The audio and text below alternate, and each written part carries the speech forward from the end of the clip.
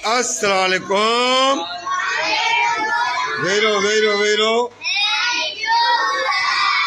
कौन दर्जो आहे? एतिरा ॿार माना स्कूल भरे पियो आहे न? तालीम सां मोहबत आहे न? तव्हां मूंखे एतिरो ॿुधायो त तव्हांजो पको इम्तिहान कहिड़ी तारीख़ खां शुरू आहे? 3 मार्च खां। भला असां तव्हां लाइ पेपरनि लाइ पैसा वरिता आहिनि? वरिता आहिनि त ॿुधायो। न वरिता आहिनि न? शाबाश शाबाश। इम्तिहान जी तयारी आहे न? वेरी गुड, ताड़ी वॼायो। अस्सलामुअलैकुम। ख़ुशि आहियो? तबियत सही आहे? भला कौन दर्जो आहे? 4थों दर्जो। तव्हांजो इम्तिहान काई तारीख़ खां आहे? 3 मार्च खां। असां तव्हां खां पैसा वरिता आहिनि?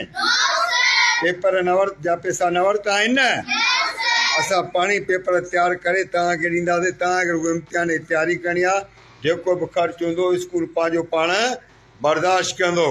करप्शन मुर्दाबाद, करप्शन करप्शन मुर्दाबाद। शाबाश पुटनि खे चवां। अस्सलाम वालेकुम पुट। ख़ुशि आहियो? तबियत सही आहे? कौन दर्जो पढ़ंदा आहियो? 5 में पहुची आहियो? हाणे 6 में वेंदव? हाणे तव्हांखे मां एतिरो पुछा कयां त तव्हांजो इम्तिहान कहिड़ी तारीख़ खां शुरू आहे? 3 मार्च खां। तव्हांजा पेपर छपाई थी वई आहे। असां तव्हां खां पैसा वरिता आहिनि? असां पंहिंजो ख़र्चु पाण था कयूं पुट। कंहिं बि ॿार खां न वरिता आहिनि। इम्तिहान जी तयारी आहे? शाबाश, ताड़ी वॼायो। वेही रहो। अस्सलाम वालेकुम। ख़ुशि आहियो? तबियत सही आहे? कौन दर्जो पढ़ंदा आहियो? 5 दर्जो पढ़ंदा आहियो। हिन साल काएं दर्जे में वेंदव?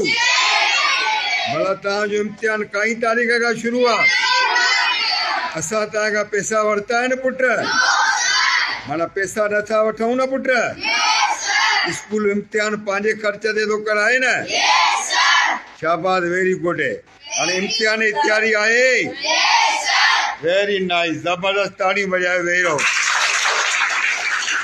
अस्सलाम वालेकुम। ख़ुशि आहियो? तबियत सही आहे? कौन दर्जो पढ़ंदा आहियो? 5 पढ़ंदा आहियो। हाणे तव्हांखे स्कूल जो नालो छा आहे? दीनी मदरसा प्राइमरी स्कूल। भला तव्हांजो 5 दर्जे जो इम्तिहान काई तारीख़ खां शुरू आहे? 3 मार्च खां। शाबाश, वेरी गुड। तयारी आहे न? माना हिन साल तव्हां 6 दर्जे में वेंदव न? थोरी ताड़ियूं थी वञनि।